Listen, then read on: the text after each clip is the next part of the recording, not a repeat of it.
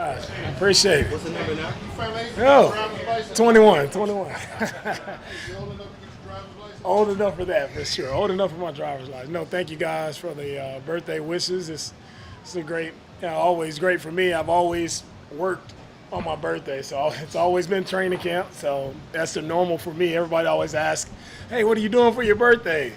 I'm training camp, working, sweating. So it's a great day, though. Really grateful, blessed to see another year. I never take it for granted. And thank you guys for the warm welcome. So about the first day of pads and talk about how things will start to ramp up. What you see today that stood out? With it being the first day of pads, what stood out first and foremost, guys did a really great job of just staying up off the ground. I want guys to still be able to protect each other. We're still teammates. Understand we want to play physical football, but we got to protect each other. And I thought our guys came out, did a really good job of that.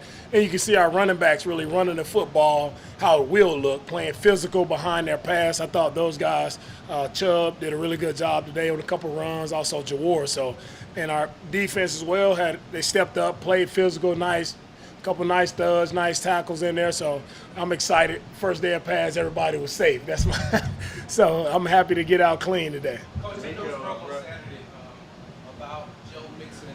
What changed as far as his diagnosis is concerned? Yeah, nothing's changed with Joe. Joe is still working, in the background. I know we get reports about Joe. Nothing's changed. He's still working. Whenever it's time for Joe to be back, he'll be back. Right? I know a lot of people want to report a lot of things about guys with injuries. My thing is are you really concerned about our guys? Or are you really just trying to get something out there, right? And for me, I always put my players' health and safety first and foremost. So I care about the guys, so you guys don't hear me talking a lot about injuries because that's their personal information. Guys are working through that, and it's nothing to report or get in an uproar about. Like, our guys are working, and it's always sensitive to me because I've been there. I've went through that. So it's not just to report something. Like, I want people here who truly care about our guys. I care about our guys and what they're doing throughout their process, and it'll continue to be that way. Hey, D'Amico Brevin, I think, so to speak with us today. What have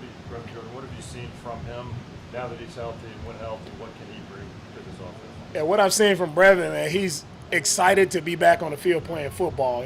Brevin spoke. He just said, you talk about how rough of a time it is with injuries and to be missing football, missing your teammates, missing being out here on the field. So he's so grateful to be back out here, and you see that excitement on his face. You see how he attacks the day. I think one of his first plays out, he caught a short pass, and it reminded me of the play he had versus the Browns where he took one the distance, right? And that's what Brev can do. He's an explosive playmaker, and I'm as excited to see him back out here working with a smile on his face. Why was he an important player to bring back on an extension? He signed in during the season last year. He did what he did. Yeah, it was important to bring Brevin back on an extension because I see a very talented young player who's really loves football, and I know he can help us, whether it's passing game, running game. He's doing a really great job of working at the line of scrimmage, working on the blocking as well. So I see an ascending young player. And when you got an ascending young player in your building, we want to keep as many of those guys here as we can. So I'm happy to, lock Brevin up for a few more years. You guys were able to add C.J. Gardner-Johnson to what was already a successful secondary. What excites you about the potential of that? What excites me about the potential of our secondary group, adding CJ is, you don't add, it's not just another player. You're adding a Pro Bowl, all-pro caliber player with a Super Bowl pedigree who's done it at a high level, brings others along with him. Like, he's a true leader by example and by talking. Like, he does a really great job of motivating guys, getting guys to go. And he's a very thoughtful guy, asks really great questions. Right, really smart player, asks great questions, making sure everybody's on the same page, and that's what a safety has to be. A safety has to be an elite communicator along with the Mike linebacker, and that's what CJ has done for us. Doing a really great job of communicating. Now, when the ball is snapped, any one of those guys back there can go make plays. So I like their play style, and I love the way they're gelling and coming together. You know what you're like. You were living through the injuries when you were a player, and you're sensitive to that. What about it is sensitive as a player when you're hearing reports or whatever that might be that you can relate to? Yeah, for me, everybody doesn't have all the information. We have all the information on our guys. So when you talk about injuries and all of this with the guys as a player, you're sitting there and everybody wants to report about who's not out here and what they're not doing. I would like to talk about the guys that are here and the guys who are busting their tails out here on the field in this hot climate, the humidity. Guys are working, grinding. I want to highlight these guys who are doing a great job and understand our guys who aren't out here, guys are in the back end, they're doing the same thing. They're working just as hard as the guys who are out here, and I just always think it's unfair for everybody to always jump to be first to report something about an injury and is not taking that player into consideration. D'Amico, when it comes to We'll take a couple more. when it comes to the trenches, the pads can be a great equalizer. Did you see that happen today for the offensive line? When you can actually kind of put your hands on it a little bit more. By putting on the pass today, you did. I saw our O-line do a nice job of blocking the D-ends, D-tackles. They also did a great job of getting after them as well. It's going to be really great competition, right? Our O-line gets to go against one of the top D-lines in the league every single day. You get to go against the top guy, so everybody's going to get better from that. And so that's what I saw today. A player like Chubb, how much of what he went through from an injury standpoint a couple of years ago comes into evaluating where he is, maybe not trying to compare him to pre-injury status and just kind of take what he does out here? Yeah, when it comes to Chubb and how am I comparing him, guy's age, he's been through a lot. It's not always going to be the same as his early years in the NFL. But what I hang my hat on with him is just this guy loves football. He's physical. He plays the right way. He prepares himself the right way. Really sharp guy when it comes to the protection scheme. He's on it. He's helping out the guys. Coach Danny Barrett has done a great job of bringing him along, getting caught up to our scheme. And so, seeing him today, he definitely showed up in the pass today. A guy who can play physical behind his pass. He can eat out yardage. So I'm excited to see him just play football. And that's what he's always been. He's always been a tremendous, football player, especially when he's healthy. So he's still working his way back, and it looks like he's in really good shape, and he'll continue to get better. Now going through camp, everybody continues to get better the more you go through it, and I see the same, with Chubb. All good? All right, thank you guys. Yep, appreciate you.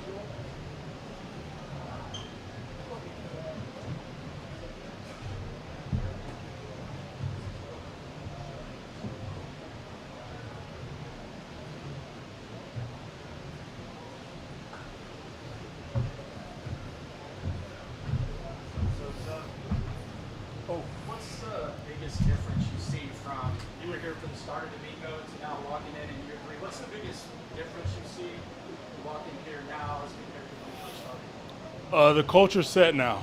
Obviously, new coach comes in, working overtime to try to get his identity imprinted within the framework of the team, and getting the team to function without him having to, say every little thing over and over again. So I think, obviously coming back, same quarterback leading the team, and then defense, a lot of continuity. His culture is set, so I think, it's easy to kind of get back in here and honestly kind of fill my role like I did last time, and then and just get back to playing ball. So then one of the guys that was very happy to have you back was Will Anderson Jr. Your mentoring when he was in the your mentor a lot as well. Just in terms of relationship on and off the field, what's it like to be back with Will? It's great. Like you said, when I was here last time, I kind of gladly took him under my wing and helped him with all facets of the game. Obviously, his talent speaks for itself, but, helping him with a lot of the, film study and, the emotions of the game, and helping him understand, it's a long season and how to prepare to, go through your progress, your process, and see progress through other ways other than, sack totals and different things like that. So getting back here and seeing the, his maturation and picking right back up where we left off, whether it's a look here, a look there, a glance here, a glance there. We've always kind of spoke the same language on the football field. So, getting back and playing next to him again, like I said, it's just, it's like waking up in the morning. It's like breathing. It's something we've done really easily. So, looking for big things for us both this year. Sheldon, D'Amico, when you talk about the culture, D'Amico is one guy that sort of like that intake, sort of that guy that everybody's want to point to somebody, you're sort of that person who points to that I say this is the pattern, whatever you want to call it. You look at that.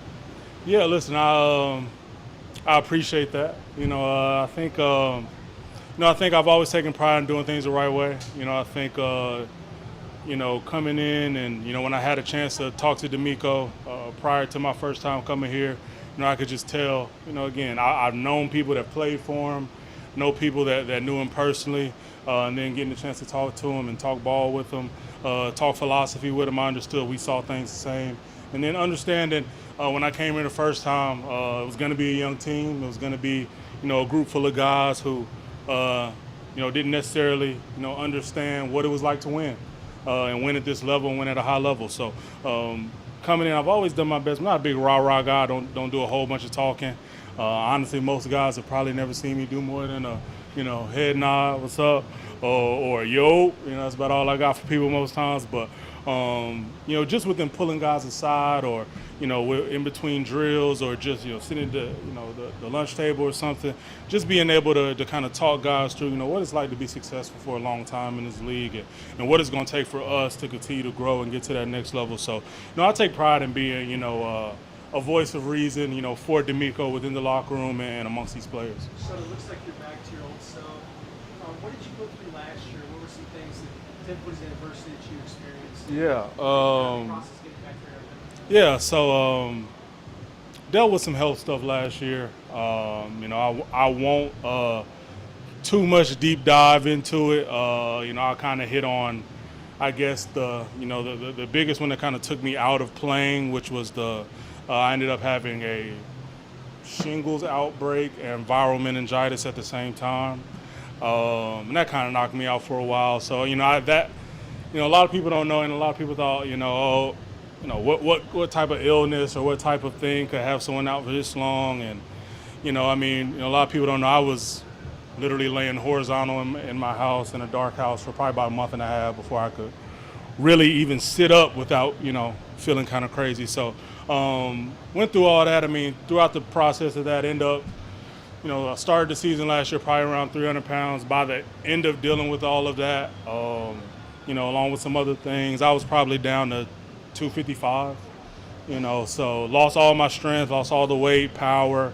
Even by the time I played my last game, November 7th against Baltimore, I was low 270s, high 260s. So wasn't myself last year, and by the grace of God, I'm able to still come out here and compete and do things at a high level. So I worked my ass off this whole season to ensure not only physically that I could come out here and play, but mentally I was past a lot of the stuff, and health-wise internally, that I was able to kind of check things off my list and get back to feeling great, because I know when I feel great I can be a difference maker. How are you feeling now, and how do you feel like your game has evolved from the last time you were here today? Yeah, I feel great. I feel great being back out here, running around in this heat. Back to playing in a defense I love playing in, that fits me, fits my skill set. I feel like I've continued to ascend, whether it's my pass rush repertoire, being able to. I've always kind of been a guy that's able to, high football IQ, be able to identify things on the fly, help guys get lined up, amidst the chaos, and kind of call things on the fly, whether I see something, like I said, whether it's giving Will a look, telling Tim something. And then, just continuing to work on strength and flexibility to be able to continue to be stout against the run as well. So I feel like I'm back to being the complete player I was, and continuing to ascend and continuing to be a better player. And it looks like you're having fun out there too. Back 2 days ago. Yeah. Putting up on the side. Yeah, for sure. Yeah, for sure. How much does that chemistry kind of put you guys ahead of the ball when you get Man, it matters a lot. I tell people all the time, man, the more you can kind of, play with guys, and, you understand the way certain guys move, the way certain guys are going to attack certain things, it helps you play faster, because you know where guys are going to end up. I know how Will rushes. I know what he's thinking against certain sets. I know what he's thinking against certain looks. If a tight end motions in, he doesn't have to tell me chip alert or something like that. I see it. I know what he's thinking. Cool. We can work off of that. So, having that continuity goes a long way, and we're not necessarily worried about the defensive call and where my assignment is. It's more so worried about going out and attacking the call and trying to make the play. It's a race to make the play at that point. Appreciate it, Reagan. Yep. Thank you very much.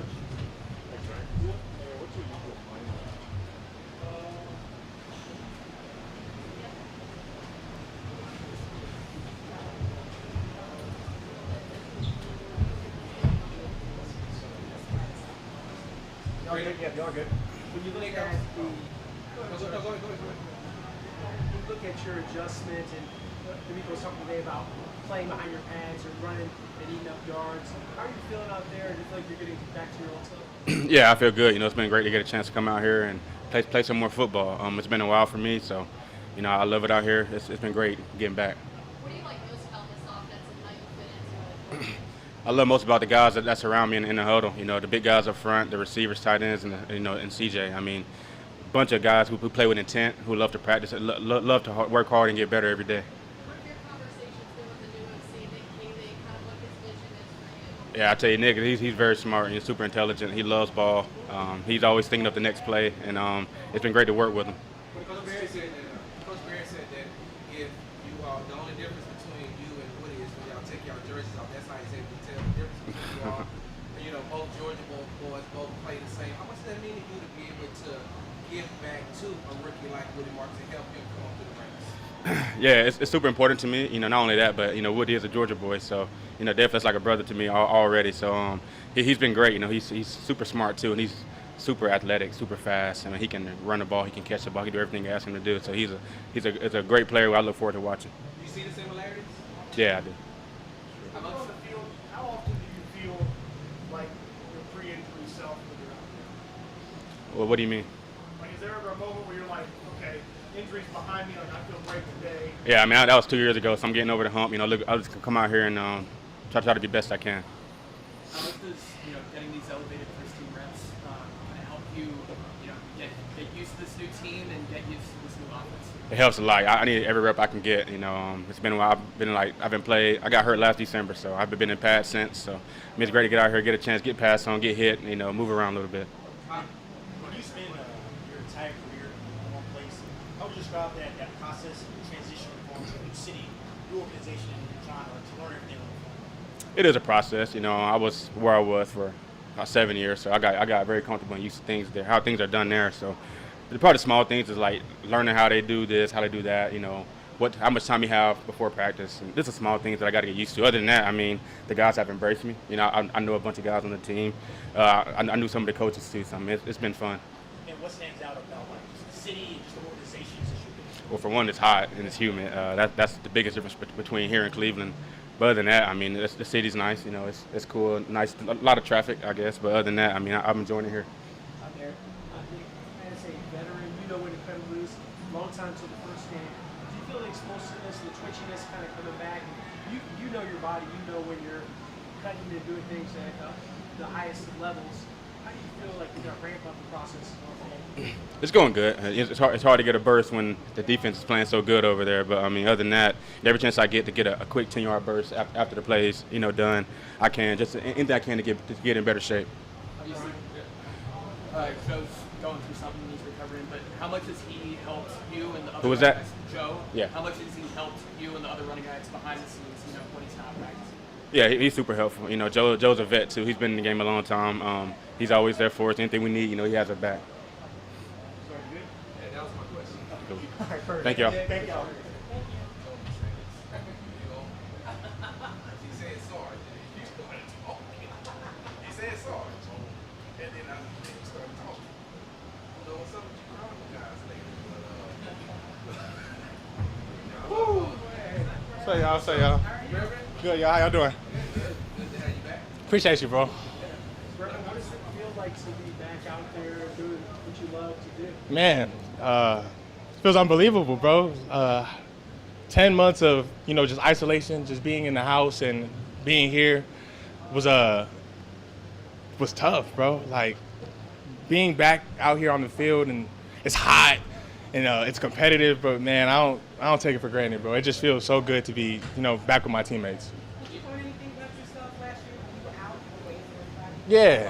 Yeah. I think I relied a lot on God, but For me, it was just staying grounded, staying true to my foundation, my faith, my teammates, my family. It was a hard process, but as crazy as it might sound, it wasn't that hard. It wasn't that hard, to be honest with you. Reverend, I remember talking to you after the Bears game, and I had no idea until the next day that you had torn your ACL. How did you finish the game with the ACL? Bro, I honestly have no clue what play, when, how I did it.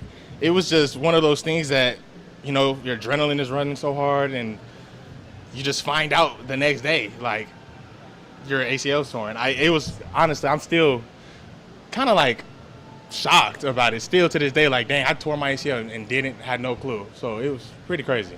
Where you got a chance to see this Nick Kelly offense and how it operates and how it works. As him being a former tight ends coach, can you tell the difference in the sets? Yeah. With you all at tight end group? Yeah, man. I'm excited to work with Kelly. His energy is infectious. He's real smart.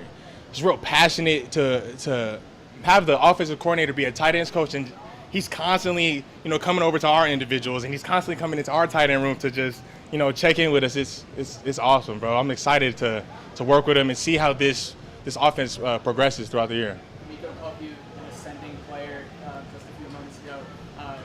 What did it mean to you? They obviously brought you back with the injury mid-season last year. What did it mean to you that they wanted to sign you and bring you back even with all the injuries? Man, it was unbelievable. I love the city of Houston. I love this coaching staff. I love my teammates.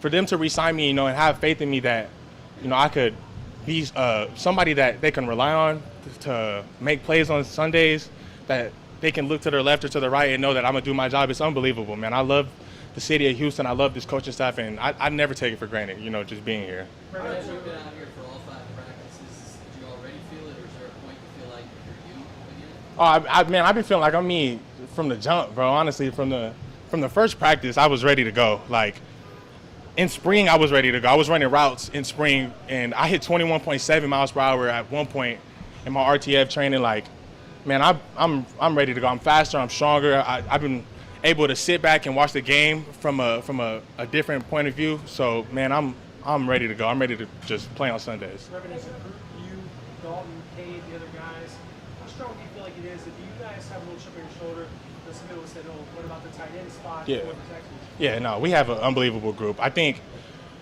people aren't giving, the tight end group enough credit for whatever reason, but I think this year we're going to be able to show everybody that this is a group that we can rely on special teams, on offense, that we're going to go out there, we're going to be able to block a defensive end one-on-one, tram to a mic, and then go run a 50-yard, catch a 50-yard touchdown. So that's the expectations from everybody in our room. Reverend, how important was it to you to make sure that even though that you were going through your rehab, that you were around this team, still supporting this team, still being in the room? How have you given that advice to Tank Dell? Tank is my guy. First of all, that dude right there is a trooper, a soldier, man. That dude is working his tail off. He's rehabbing like crazy, and I'm excited to see him come back because I tell him all the time, bro, like, yeah, we have different injuries, but I'm better right now. I'm faster, I'm stronger. My quad and my knee feels unbelievable. When he comes back from that injury, he's going to be 10 steps ahead. I'm excited to see him come back. I just tell him every day, just keep going. I got it tatted on my leg, but it says keep going every day. So it's just a steady process. The journey is the reward. It's never about an end goal. It's always about the journey. Is that something that you got during this process, or was that something that you modeled? Yeah. I think for me, the journey as a reward has been my whole NFL career. I've taken it, everybody talks about a breakout year or this or that from the outside noise. And to me, man, like, I come every day with the mentality that it's game day. Like, I love football. I love being able to shoot up and put my pads on and just come out here. Like, I love the game. My whole life has been the journey is the reward. There's no such thing as an end goal. The journey itself, being able to go through this, whether you have a breakout year, you have to keep going. Whether you have a bad year, you have to keep going. Like, the journey is the reward. A couple more. Other than obviously trying to get healthy, what do you want to work on to get better at coming into this season? Man, honestly, everything. Being able to just show that I'm a reliable teammate, that they can trust me to go out there and man on the defensive end or run a route. Like, just being accountable, being a complete 3-down tight end, a special teams core player, being accountable in all phases of the game. It feels like your personal situation all of your camps has been kind of extremely different. What is the difference this year compared to the others? Yeah. Like when you look at it from a physical. Yeah. Honestly, nothing really feels different in terms of like the camp mentality. But for me, I think now that I'm older and I've been in the league 5 years, I just understand that we don't get a lot of ops. Like in practice, in every team period, every guy gets maybe 1 or 2 ops. Like you have to capitalize on those opportunities. If you have a run play, you have to capitalize on that run play. Like I just look at it like every play is a play to earn the coach's trust and my teammates' trust. That's as simple as that. Coming back from a lower body injury like you had, we know that you have to get out of rehab as far as the running is concerned. Nick Cage said from day one that this is going to be a run-heavy offense as well. No doubt. So what did you do to get yourself prepared to be a blocking tight end as well? No doubt, man. Shout out to our RTF team, Ryan Grubbs and Ethan Gold. They did an unbelievable job of just making sure I was ready for game time situations. I was blocking the sleds at like 3 months into my rehab. I was already they were already thinking ahead of that. And so our RTF team, man, just did an unbelievable job. It was one of those things where they make sure that we're ahead of the game. They're really a sharp staff. Well, sir, Appreciate y'all.